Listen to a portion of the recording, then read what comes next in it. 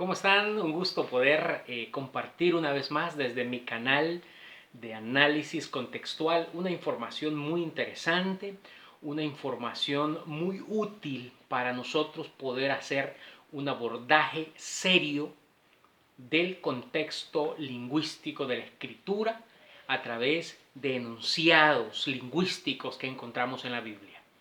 Bien, en esta oportunidad y por causa de haber estado en un grupo donde me invitaron a debatir un poco, a hablar un poco de doctrina, pues y no lograron entender la información porque todo era por escrito. En los grupos de Facebook no se puede subir audios, además estaba prohibido subir videos. Sin embargo, de ahí salieron unas cuantas suscripciones para el canal y en honor a esas personas por haberse suscrito, yo quiero dar más contenido para mi canal y traer en esta oportunidad la definición y el contexto correcto de qué es el anatema. Sabemos por definición que anatema significa maldición. Un anatema es alguien que está bajo maldición, que está en maldición.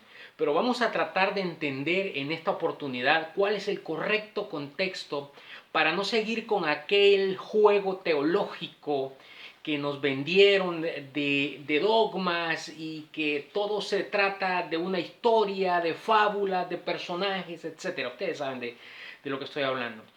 Bien, en esta oportunidad, ¿y por qué traigo esto a colación? Bueno, porque me dijeron, tú eres un anatema. Entonces yo les digo, bueno, si ustedes supieran en realidad lo que es un anatema y su contexto desde todo punto de vista, tanto lingüístico como histórico, entonces si lo supieran no me estarían diciendo anatema.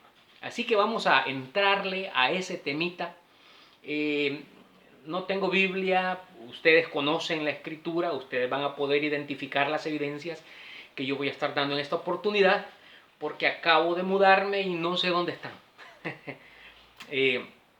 Pero voy a tratar de explicarlo de la mejor forma posible. Todo comienza desde un punto de vista contextual en una información que la teología le ha dado un carácter más que todo moral. Y la doctrina no es una información de carácter moral, no es una información de carácter histórica, no es una información donde tú le puedes aplicar el dogma y lo que te dé la gana para tratar de interpretar, porque la escritura no se puede interpretar, ya que es una información escritural que lo que tú tienes que encontrar y conocer es el contexto. Porque si tú interpretas, tú lo haces desde tu propia experiencia.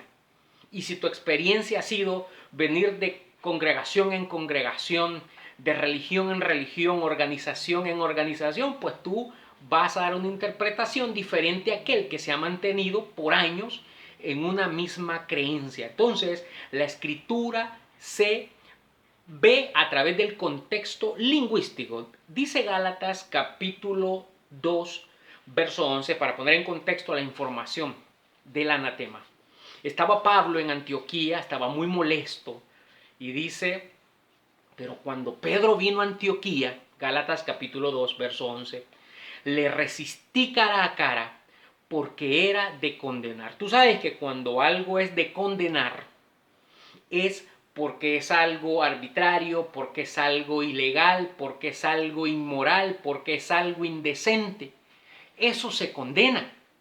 Pablo dice que cuando Pedro llegó a Antioquía, él dice que lo encaró cara a cara y le dijo que estaba de condenar. Pues antes que viniesen algunos de parte de Jacob, nota cómo Pablo establece que Pedro no estaba solo, estaba Jacob, Jacob es Santiago. Y cuando tú miras la información, dice que también estaban los demás judíos, es decir, aquel grupo conocido como los 12 que dice la historia que pasaron a ser 11. Y eso no tiene ninguna importancia si eran 11, 20, 50, 10 o solo eran 2. El punto es de carácter contextual. Pablo dice que estaba Santiago, estaba Pedro, pero que estaba de condenar. Se dirige a Pedro como cabeza representante del grupo. Y dice Pablo que lo encaró cara a cara porque era de condenar, pues antes que viniesen algunos de parte de Jacobo, Santiago, Pedro comía con los gentiles. Pero dice que simulaba. Ahí hay un delito, la simulación. Y en su simulación dice que Pedro se apartaba porque tenía miedo de los suyos. Fíjate qué interesante. Entonces dice Pablo en esa información en Gálatas capítulo 2 verso 11 en adelante: pero cuando vi que no andaban rectamente conforme a la verdad del Evangelio.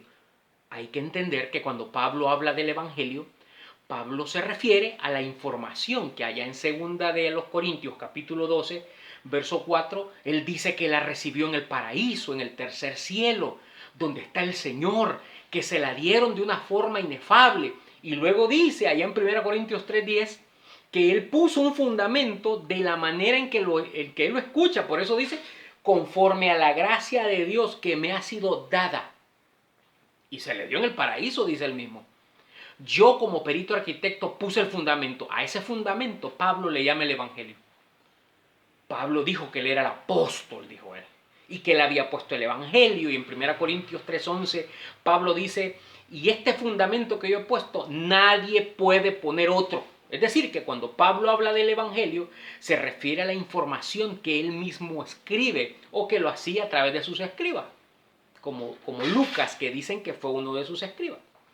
Ahora, nota qué interesante cuando Pablo dice que cuando vi que no andaban rectamente, ¿quién? Pedro, Santiago y los demás judíos.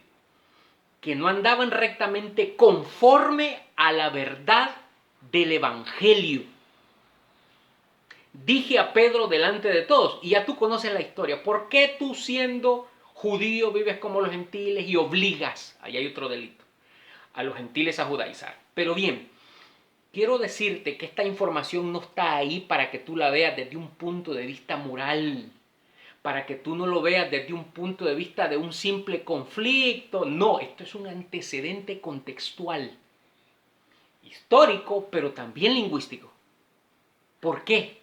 Porque Pablo establece que Pedro y los demás que andaban con Pedro, que era Santiago y los demás, no andaban rectamente conforme a la verdad.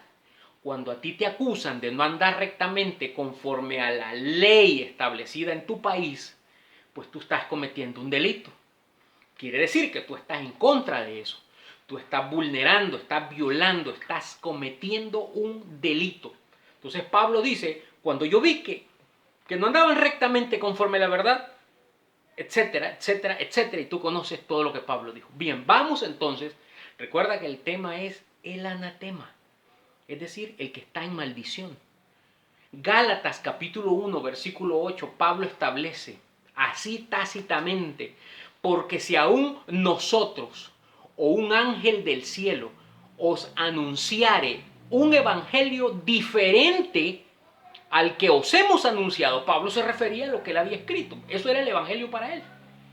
Pero si llegaba uno predicando algo diferente a ese evangelio, el tal sea anatema.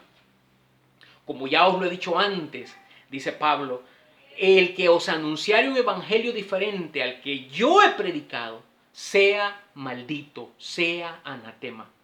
Recuerda el antecedente contextual e histórico de Pedro, que dice que no andaba rectamente conforme a la verdad. Quiere decir que Pedro, tú me vas a decir, no, porque es que lo que sucede es que ellos tuvieron un conflicto, pero luego se dieron la mano y en señal de compañerismo y todo se arregló. No te equivoques, no te confundas. Si eso te dijo la teología, es porque tú eres fácil de manipular, porque no estás acostumbrado a buscar el contexto del asunto para poder salir de una vez y por todas de las dudas y de la desinformación que la teología te ha dado. Ahora, fíjate, Pablo establece que un anatema o el anatema es aquel que predica un evangelio diferente al de él. ¿Tú quieres saber quiénes eran esos? Donde Pablo ya en un antecedente contextual e histórico había dicho, Pedro, Santiago y los demás judíos no andaban rectamente conforme a la verdad del evangelio y por eso estaban de condenar. Mira lo que dice segunda carta de Pablo a los Corintios en el capítulo 11, del verso 1 en adelante. Pablo dice, tolérenme un poco de locura, hombre. Sí, tolérenme, porque yo los celo a ustedes. Los he presentado como una virgen pura, dijo también. Pero temo que así como la serpiente con su astucia, eso no es algo literal. Eso de la serpiente, su astucia, engañó a Eva, eso es en sentido figurado, porque eso la religión lo convirtió en una fábula y le dio vida a través de una historia. Dice que así como la serpiente con su astucia engañó a Eva, también vuestros sentidos sean de alguna forma extraviados de la sincera fidelidad a Cristo. Y nota cómo Pablo a continuación dice, porque si viene alguno predicando a otro Jesús del que les hemos predicado, es decir, de lo que él había escrito y enseñado acerca de ese Jesús, o si recibís un espíritu diferente al que yo les he enseñado, o un evangelio diferente, ahí está el anatema. Recuerda Gálatas 1:8, el anatema es el que predica un evangelio diferente al que Pablo enseña. Y Pablo, con toda claridad contextual, está haciendo referencia a ese acontecimiento de Gálatas capítulo 2, verso 11. Y mira lo que dice. Porque si recibís un espíritu diferente, si os predican a un Jesús diferente al que yo he predicado, un espíritu diferente, o un evangelio diferente al que os hemos enseñado, el tal sea anatema. Eso es lo que Pablo dice en Gálatas 1:8. Pues en segunda carta a los Corintios, capítulo 1, del verso 3, 4, por ahí, dice Pablo que ¿por qué toleran a uno que les predica a un Jesús diferente al que le enseña, un espíritu diferente al que le enseña y un evangelio diferente? Y mira lo que Pablo dice a continuación. Y pienso que en nada he sido inferior a aquellos grandes apóstoles. Nota que cuando Pablo dice que él no ha sido inferior, no es que diga que él es superior, sino que dice, yo soy igual a ellos. Yo no soy inferior a ellos, pero soy igual.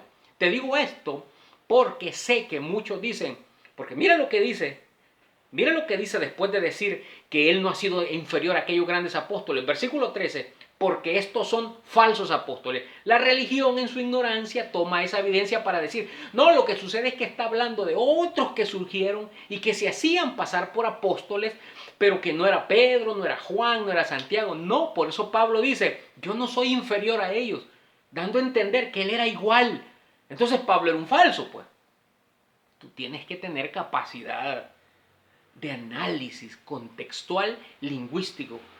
Pablo establece que el anatema es aquel que predica un evangelio diferente al que él enseña. ¿Qué podemos obtener de esta información? Bueno, que cuando tú tratas de explicar una evidencia que está en las cartas de Pablo usando un contenido, una idea, un enunciado de Pedro, Juan, Santiago, Judas, Apocalipsis y todos ellos que fueron considerados como anatemas, tú estás siendo un anatema. Tú tienes que aislar la información de las cartas de Pablo, que es el fundamento que él trata de enseñar, y aunque no lo logra hacer porque dice que lo oyó inefablemente, tú tienes que encerrarte ahí y acotar esa información. Eso se circunscribe para ser visto exclusivamente sin contaminación de esa forma de pensar de aquellos anatemas que predicaban a otro Jesús, no el de Pablo, no el que Pablo enseñaba, otro espíritu, no el que Pablo enseñaba, y otro evangelio. Gálatas 1:8 dice que el que predica un evangelio diferente es un anatema. Vamos a seguir aclarando esto en los postreros temas, y pues para los que se acaban de suscribir a mi canal, bienvenidos. Pueden escribir ahí en la caja de comentarios, envíenme sus números telefónicos si quisieran hablar en el grupo que yo tengo en WhatsApp y ponernos en contacto y poder entablar una conversación de preguntas y respuestas que será muy interesante. Un saludo y nos vemos en el siguiente programa. Chao.